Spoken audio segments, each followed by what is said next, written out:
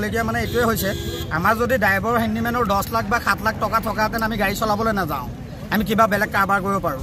আৰু এখন কথা এটা কৈ দিছোঁ, মানে কি আমি গাড়ী চলাই যাওঁতে কোনোবাই যদি মাল খাই আহি টক্কৰ দিব, সেইটোকে আমি আকৌ 10 লাখ টকা কেনেকৈ দিব?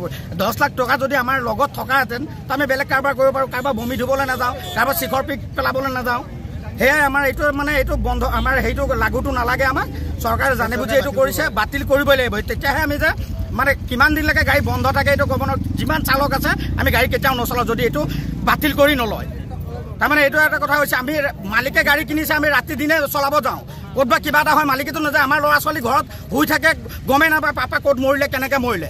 কিন্তু আমি এইটো কেতিয়াও মানি ল'লোঁ। আমাৰ ল'ৰা ছোৱালী খাবলৈ নহয়, কেতিয়া পাপা পইচা 50 টকা দৰকাৰ হৈছে, কাৰোবাৰ ঘৰৰ পৰা ধাৰ কৰি লওঁ, আহি মই দি দিম, এনেকৈ চলিবলগীয়া হয়। আমি যদি সেই 7 লাখ 8 লাখ টকা থকাহেঁতেন আমিতো গাড়ী কেতিয়াও কাৰো চলাব নাযাওঁ।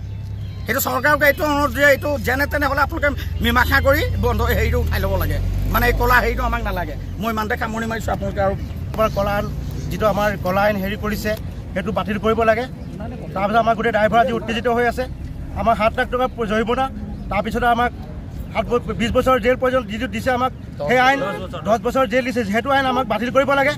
বিজেপি চৰকাৰ মুৰ্দাবাদ, এই চৰকাৰ আমাক নালাগে। বিজেপি চৰকাৰে যোনখন আইন লাগু কৰিলে সেই আইনখনত আমি ড্ৰাইভাৰখিনি মানে অসন্তুষ্ট হৈ আছোঁ।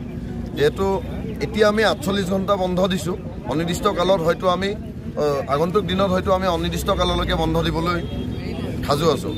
বিজেপি চৰকাৰে যোনখন কলা আইন গঢ়িলে এখন বাতিল কৰিব লাগে। আৰু আজি আমাৰ আগৰজনে কৈ যোৱা মতে 10 লাখ টকা যোনটো আমাৰ হাতত থকা হ'লে, আমি 10 লাখ টকাটো ভৰিব পৰা হ'লে আমি বেলেগ এটা ব্যৱসায় কৰিলোহেঁতেন। 10 লাখ টকাটো আমাৰ দিবলৈ কেপাচিটি নাই কাৰণে আজি আমি লোকৰ গাড়ী এখন চলাই থাকিবলগীয়া হৈছে। আৰু ক'ৰবাত এক্সিডেণ্ট হ'ব, আমি এয়া দেখিলেই এই কালি পৰহি এটা বালিজানত এক্সিডেণ্ট এটা হৈ গৈছে।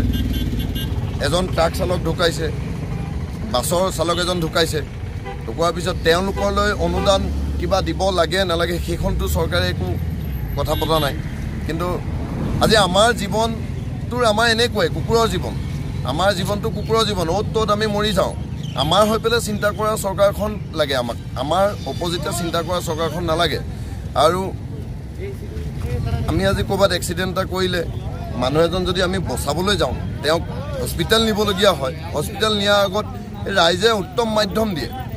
তাত উল্টাই যোনজনৰ লগত এক্সিডেণ্ট হৈছে সেইজন নমৰে, ড্ৰাইভাৰজনেহে মৰে, ড্ৰাইভাৰজনেহে মাৰ খাই পেলাই মৰে। সেইটো কাৰণে আমাক এইখন আইন নালাগে, এইখন আইন আমাক বাতিল কৰিব লাগে।